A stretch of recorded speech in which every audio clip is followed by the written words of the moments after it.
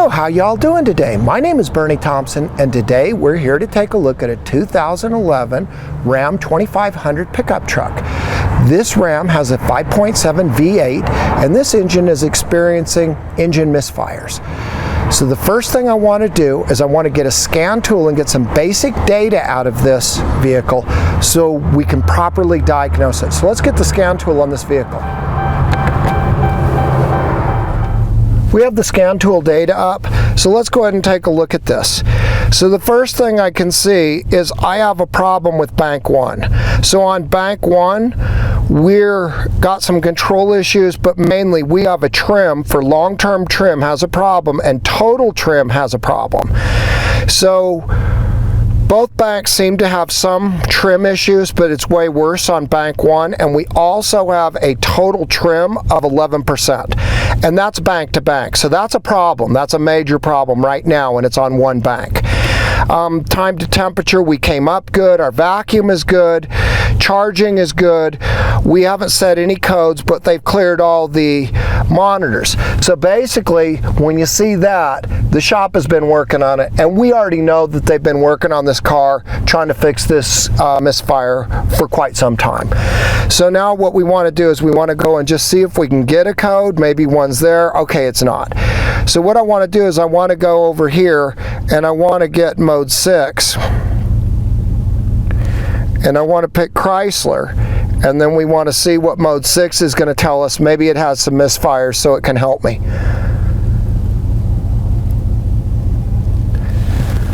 Okay, so we have cylinder 4 having 45 misfire counts, and we have cylinder 6 having 196. So basically, cylinder 6 is the main cylinder, but we also have a cylinder misfiring on 4. So the scan tool, or this is mode 6, not the scan tool, so this is actually the onboard computer system of the car is giving this data. The scan tool only picks it up. So basically, we have a problem with 4 and we got a problem with 6 by this. Let's go ahead and look at the digital. So right here, I'm taking away 17%. Now, usually when I see plus or minus 10, I think it's mechanical or it's ignition. But when I see 18%, whether it's positive or negative, I think right away I'm thinking that's some type of an injector problem. So I'm not sure what's going on, but that makes me think we got a fuel delivery issue when I've got misfires and I've got that kind of a trim. And bank 2 is taking away 7, so really we have a 10 difference between these, but that's a large difference. So again, if I've got plus or minus 10, I think that's mechanical or ignition. If I've got more than that, and depending on how much more, I start thinking it's more on the fuel delivery. Now that doesn't always work out to be right, but when I first start to work on a car like this, that's sort of where my thought base is going. So one thing I want to do just really quick is I want to come over here to the compression test. This is a relative compression test that's done through the scan tool. So before I'm going to get burned, I want to run a test just to make sure that the engine is okay. So I'm going to hold the throttle wide open, and on about 70% of the cars, that will clear flood mode and I will get a long crank.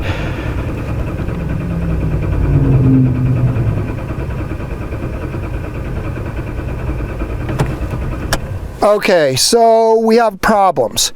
We have a cylinder here. We have a cylinder here that's bad. So this is telling me I have low compression, and this one is almost as bad. So basically 4 and 6 says we have a problem, and we definitely have 2 cylinders that have low compression. There's a relative compression test, so it's only going to tell me compared to the other cylinders, but they're lower for sure.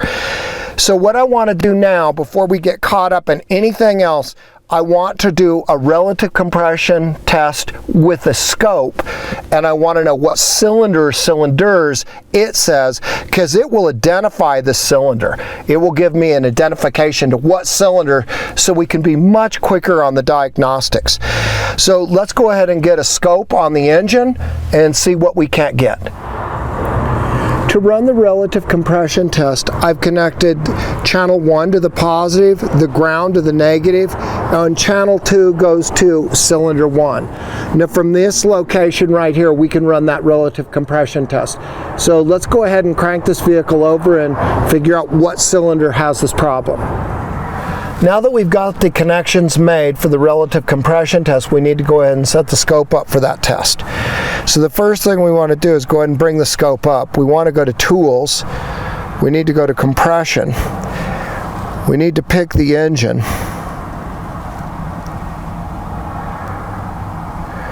So 1843657.2, we're on cylinder 1. We want to go ahead and run the test.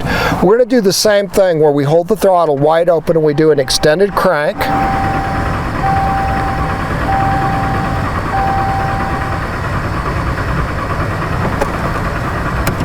Okay, that's really interesting because 4 and 6 don't seem to have the problem. We have a problem with 7 and 1. So we definitely have 2 cylinders low, but it's neither 4 nor 6 what the onboard computer is calling out. Now since this is just a relative compression test, this isn't looking for misfires, but we definitely have a problem, and it's mechanical. So what we have is we have a couple of cylinders that are low. So I want to get a pressure transducer and I want to get it into the cylinder and I want to make some measurements so we can try to figure out what's going on with this 5.7. So let's go ahead and get the pressure transducers and get them installed in cylinder 1 and 7. We need to go ahead and get the fuel fuse out so we can do a cranking test on this. Okay, so I've connected the 300 pound to cylinder 1. It's the easiest cylinder I can get to. 7's a lot harder. The 30 pound pressure transducer is in the intake, and I've bridged the coil with a resistor so I can still get a signal. And then the tailpipe pressure transducer, I've got it in the tailpipe so we can do cranking and running tests on this engine. So let's go ahead and get the scope set up and get this engine cranking and started. Channel 1, yellow, is the tailpipe exhaust. Channel 2, red, is from the ignition coil number 1 cylinder. Channel 3, green, is from the in-cylinder 300 pressure transducer. And channel 4 in blue is the intake manifold pressure. So now let's go ahead and get the scope set up. So we're going to go ahead and get the scope set up. So what we want to do is right here, we want to go ahead, and this is the 25 inch of water. This is 500 because that's on the ignition coil. So this is a 300 pound pressure transducer on 3, and 4 is going to be the -30 pressure transducer, 30 inches of mercury. We want to go ahead and just zero out these channels so they're ready to get the data from. So now what we want to do is we want to come over here and we want to go ahead and get the time. So now what I'm going to do is I want to first do a cranking test to see what we've got.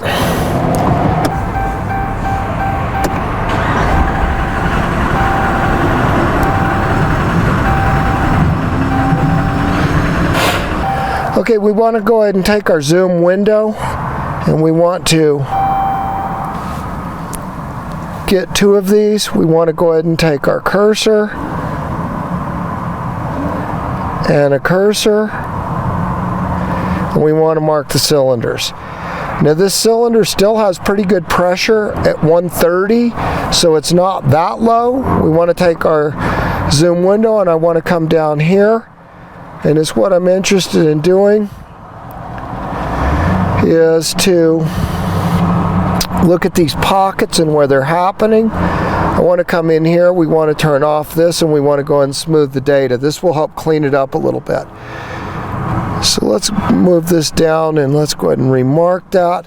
So I can see right here this exhaust pocket, and do you see how advanced the cam looks? This is normal on one of these 5.7s. So this is 30, 60, and you can see where we're past that point. So if we get our cursor, I'm going to come in here and I'm going to measure from the pocket bottom, and we're going to measure from over here. And basically we have 72 degrees. Normally I like the pocket to fall between 30 and 60, but again, on these 5.7s, they are advanced in the whole cam, and we can see over here, let's go ahead and turn this off. We can see where we opened early and the whole ramp is down, and we don't really mark ramps during crank, but we can go over here and we can also see that this position right here is also, we're in our window at least, we're 30 to 60 and we're about 30, so this is where I expect the cam to be, so the cam timing looks okay. So now is what I want to do is I want to blow up the intake poles, so I want to get my zoom window and I want to make this big, and we can see right where if this is top dead, bottom dead, top dead, bottom dead, top dead, this is my power, my exhaust, and my intake and my compression. Right at the intake right here, do you see how this fell? Well, this shows this cylinder doesn't have good, I don't have a good pull here. So let's go ahead and mark this out. My firing order is marked. So we can see right here that we have our firing order, and we've got a problem because I moved those cursors. So let's go back out. Let's come back in here. I need to mark the cursors, move the cursors, and we'll remark that. They've got to be on top dead center when I do that mark. So let's go ahead and mark that this time, and we've got it on intake. So we're going to come down here and we're going to blow the intake up.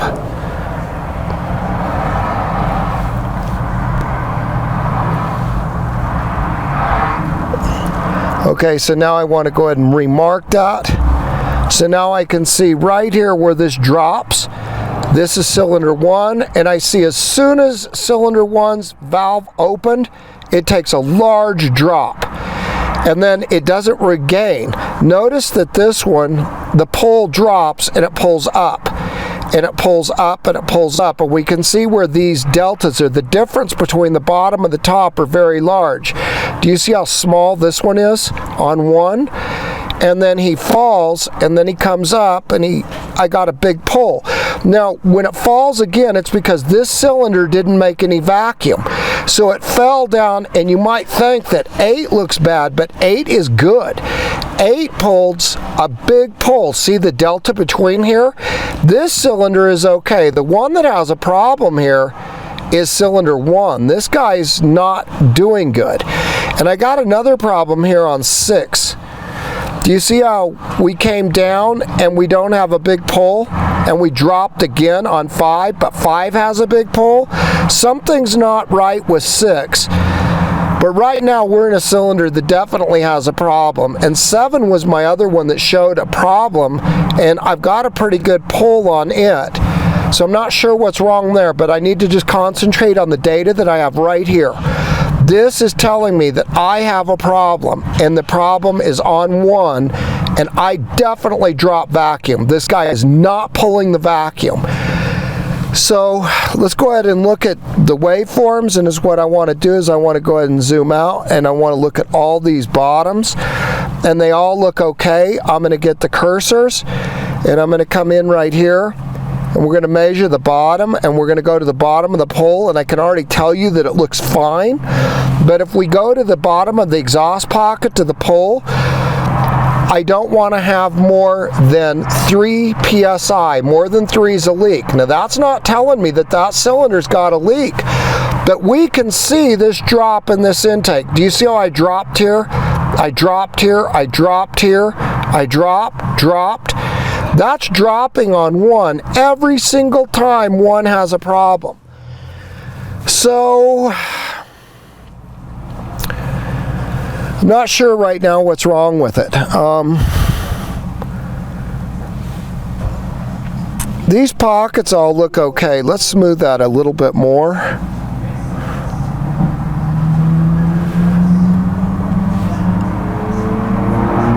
So as far as the cranking goes, the only thing I can see is I definitely am dropping vacuum. But the waveform doesn't look that bad, and the overall pressure, 130, is lower than the other cylinders, obviously, but I don't really see anything right now. So what I wanted to go ahead and do is I want to go ahead and start this, and I want to let it run. We're going to go ahead and put this fuel fuse back in so we can get this engine started and get it running.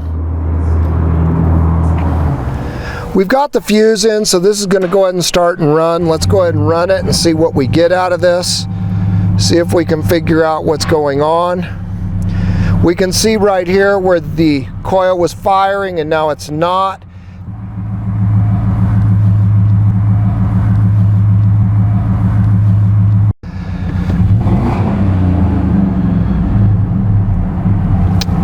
So now I want to go ahead and I want to look at this. So we're going to take our zoom window. And we have, about 90 PSI, and that's just because it's running poorly, and that's going to be okay. And it's what I'm looking for here is high-low highs. I can see all of these look really even along the tops. I really don't see a high-low high. So what I want to do right now is we want to come down here and I want to look at this pocket right here. We're going to go ahead and smooth the data. Now one thing we can see is this pocket is a little bit higher than these. So let's go ahead and get the cursors.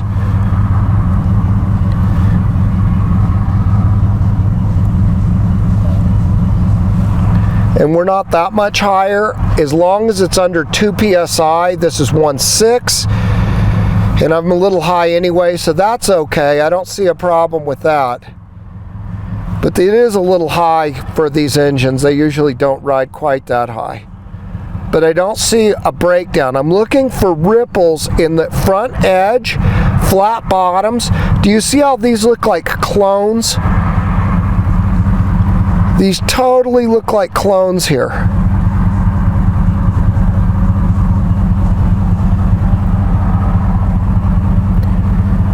I don't see where this valve is not seating, so let's go ahead and I want to check the cam timing with it running.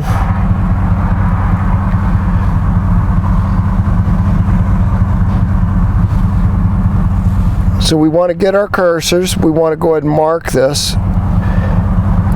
We want to mark this, then we want to mark the cam, and we can see basically where this is 30/60, and this rising edge right here came right up. Let's blow this up so we can see this better.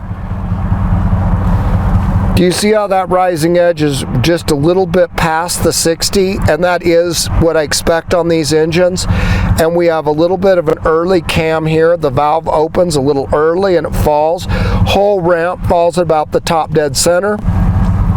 And then we come over and we can see that this valve closing right here is about 30 plus, just right at.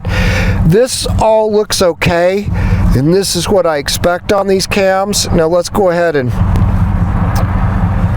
this pocket right here, do you see I have some roughness and I sort of got a cut right here? That's what I'm looking for. Now do you see how clean that pocket is? Mainly up in this edge, I'm looking for warping, and I'm looking for cuts from this side. This side are flat bottoms, and also warping from this side, but mainly the warping from this front ramp shows me that a valve isn't seating correctly. And do you see how all these, they really look like clones of each other. I just don't think that that's a bad valve. Those valves look like they're seating to me. So let's go ahead and I want to look at this high vacuum area right here where we go into a real heavy vacuum. Again, if I have a leak, I'll see some breakdown in this pocket right here. I want to make sure that from the exhaust right here, the plateau to this peak pressure, that the peak is higher than this by, it's a good number here. So we're good there. This is normal. And the pockets, the exhaust pocket right here, really looks pretty good. So I don't see where I've really got a problem with a valve. Okay, so we know we're losing vacuum from this cylinder. That's what we could see with the vacuum pull. And I don't see a valve problem because I can see either the exhaust or the intake, and I look at the exhaust pocket to see this. This looks It looks really good. So what I want to do is I want to move the tailpipe pressure transducer, and I want to move it to the dipstick. And I want to check this for a ring problem, because I think that this has something to maybe to do with the rings, because I can't see it in the waveform and I know it's leaking. So let's go ahead and put the exhaust on the dipstick, and then let's recheck this. So I want to pull the dipstick out, and is what I want to do is I want to go ahead and I want to put a spark plug boot over this, and the first thing I want to do is blow through it. If I feel pressure, you can't use this tube. That has to do with the oil being under the tube, and I can't see the pressure changes. So now we're going to just put the tailpipe pressure sensor right on here, and now we're going to go get that data. We've moved the exhaust pressure transducer to the dipstick. I don't really want to pull the fuel fuse out again, because I don't need to do that right now. But what I do want to do is I want to hold the throttle wide open while we get a crank. So we're going to go ahead and start the data.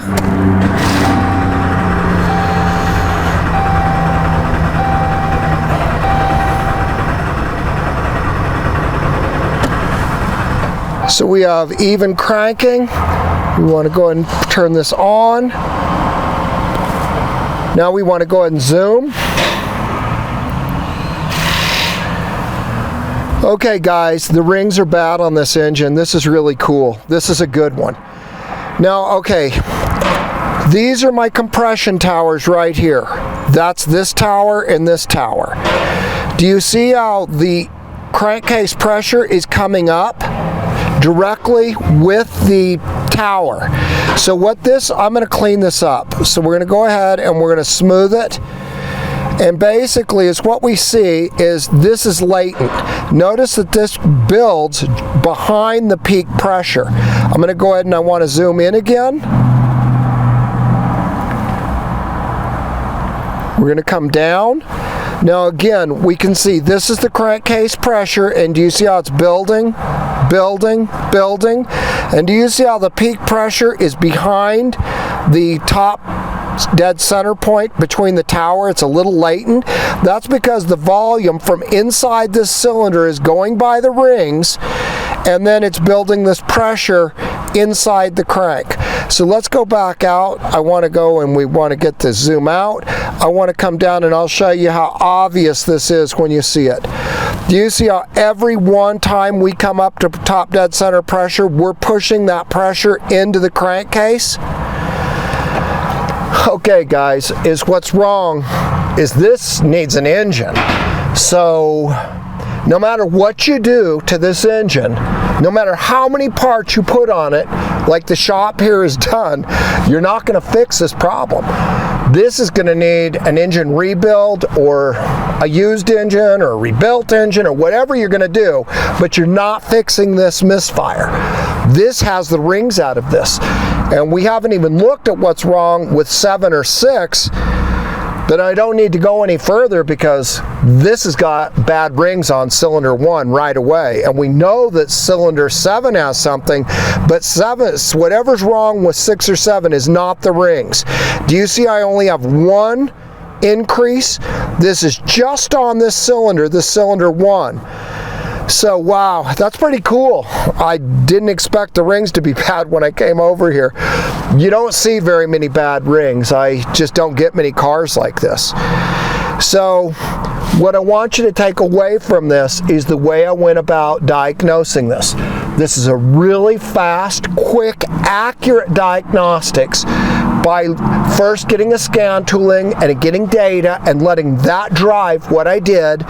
And then we got the eSCOPE pressure transducers, and what's so cool about this is we actually got one that's got bad rings. I just don't see many of these cars like that. I'm really surprised that it's the rings. But that's what's up. So if you guys use a logical game plan and you do event-driven diagnostics and you have quality tools, you too will be successful doing quick, accurate diagnostics in your base.